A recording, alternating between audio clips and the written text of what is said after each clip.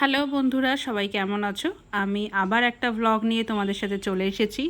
আজকে দুপুরের রান্নায় ছিল পোলাও আর আলুর দম। তো এখন তোমাদেরকে আমি আলুর দমের রেসিপিটা শেয়ার করছি। তো দেখো, আমি তেজপাতা ফোড়ন দিয়ে আলু ভাজতে বসিয়ে দিয়েছি। আর এখন মোটামুটি আলুটা ভাজা হয়ে যাওয়ার পর আমি টমেটো আর নুন দিয়ে এইগুলোকে একটু নরম হওয়ার জন্য দিয়ে দিলাম, নাড়তে থাকছি।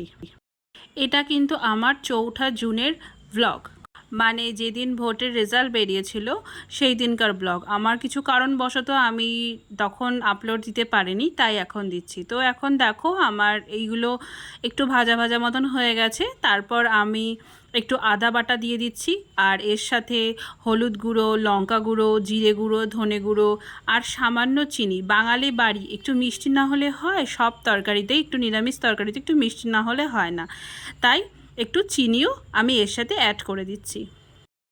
এরপর এই মশলাগুলোকে ভালো করে আমি মিশিয়ে নেব। নিরামিষ আলুর দম রান্না সচরাচর সবাই পারে, এটা নতুন কিছু করার নয়।